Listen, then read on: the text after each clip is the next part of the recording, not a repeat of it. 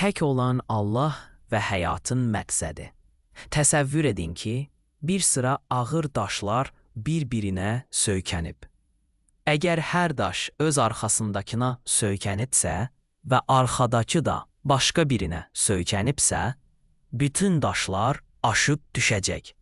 Onların hamısının ayaq üstə qalması üçün sonuncunun heç nəyə söykənməyən bir şey olması lazımdır.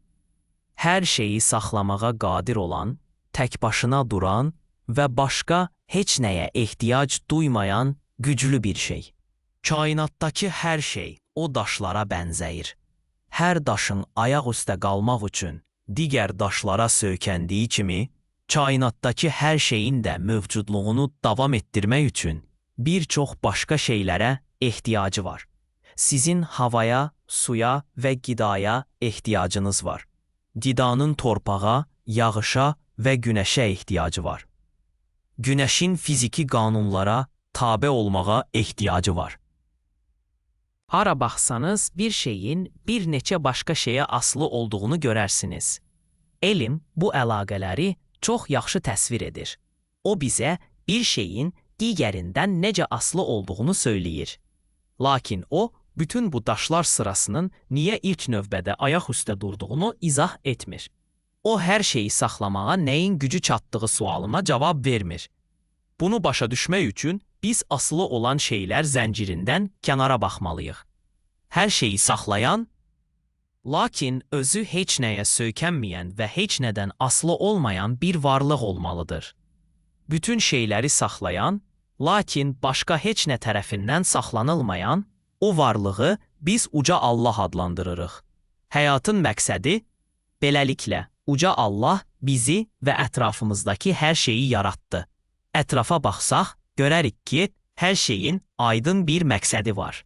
Günəş yeri isidir və suyu buxarlandıraraq səmaya qaldırıb buludları əmələ gətirir.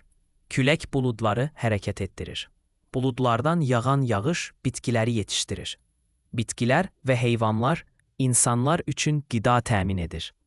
Kainatda heç nə təsadüfi və ya məqsədsiz görünmür. Hətta cansız əşyaların belə bir məqsədi olduğu halda məntiqi bir sual yaranır. Uca Allah insanları niyə yaratdı? Halbuki onlar açıq-aşkar ən yüksək zəka və şüur səviyyəsinə malikdilər. Bu suala cavab vermək üçün Allah öz mesajını bəşəriyyətə çatdırmaq məqsədi ilə peyğəmbərlər göndərdi. Adəm, Nuh, İbrahim, Musa, Davud, Süleyman, İsa və Yəhya peyğəmbərlərdən tutmuş.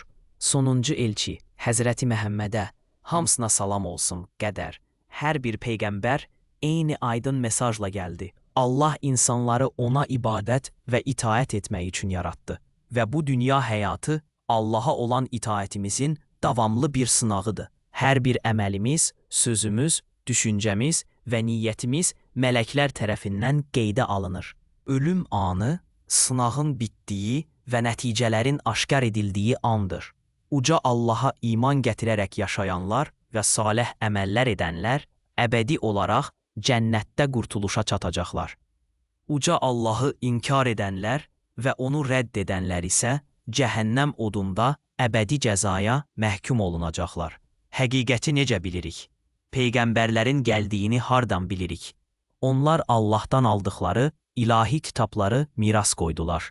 Bütün ilahi kitablar zaman keçdikcə təhrif olundu. Qurani Kərim istisna olmaqla. O, 1400 ildən çox vaxt keçməsinə baxmayaraq, bu günə qədər mükəmməl şəkildə qorunub saxlanılmışdır. Bəs Quranın həqiqətən uca Allahdan olduğunu necə bilərik? Gəlin Allahın zəruri sifətləri haqqında düşünək. O, əzəli və əbədi olmalıdır. Başlanğıcı və sonu olmamalıdır. Əgər o, mövcud olmağa sonradan başlamış olsaydı, onu var edən bir şeyə möhtac olardı. Deməli, o, başqa heç nəyə möhtac olmayan həmin varlıq ola bilməzdi. Əgər o yox olarsa, deməli o, hər şeyin asılı olduğu varlıq ola bilməz. Çünki onun sonu hər şeyin sona çatması demək olardı. Beləliklə, Allahın nə başlanğıcı, nə də sonu var. O, tək olmalıdır. Əgər iki yaradan olsaydı, birinin iradəsi digərinin gücünü məhdudlaşdırardı və məhdud varlıq Allah ola bilməz. Məsələn, yaradanlardan biri günəşin doğmasını, digəri isə batmasını istəsəydi, yalnız biri uğur qazana bilərdi. Uğursuz olan tərəf acizdir və aciz bir varlıq hər şeyin aslı olduğu Allah ola bilməz. Və son olaraq, o heç bir şəkildə yaratdıqlarına bənzəyə bilməz. Əgər bənzəsəydi, o da onlar kimi aslı olardı və hamının ona möhtac olduğu varlıq ola bilməzdi. İndi özünüzdən soruşun. İnsanların ibadət etdiyi bütün tanrılar arasında hansı biri bu məntiqi meyyarlara uyğundur? Bu, Qurani Kərimi göndərən Allahdır. 112-ci surədə Allah buyurur: De, o Allah təkdir. Allah heç nəyə möhtac deyildir. O nə doğmuş, nə də doğulmuşdur və onun heç bir bənzəri yoxdur. Tək Allah, heç nəyə ehtiyacı yoxdur. Hər şeyin ona ehtiyacı var. Əbədi, nə oğlu, nə atası var. Yaradılmışlardan tamamilə fərqlidir. Nə şəriki, nə də bənzəri var. Quran Allahı məhz məntiqin tələb etdiyi kimi təsvir edir.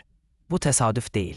Bu, Qurani Kərimin həqiqətən kainatın yaradıcısı olan uca Allah tərəfindən göndərilmiş kitab olduğunun sübutudur. Dəvət, beləliklə biz sizi İslama, göyləri, yeri və mövcud olan hər şeyi yaradan həqiqi Allaha ibadət etməyə dəvət edirik. İslama girmək üçün sadəcə səmimiyyətlə deyin: Mən şahidlik edirəm ki, Allahdan başqa ibadətə layiq olan heç bir məbud yoxdur və mən şahidlik edirəm ki, Məhəmməd Allahın elçisidir. Əşhədü ən la ilahə illallah və əşhədü ennə Muhammədən Rasulullah. Əgər biz səhv ediriksə, siz 3 dəqiqə itirirsiniz. Əgər biz haqlıyıqsa, siz çıxıb getməklə bitməyən axirət həyatında hər şeyi itirirsiniz. Əbədi səadət qapısı taybatay açıqdır. Siz o qapıdan keçəcəksinizmi?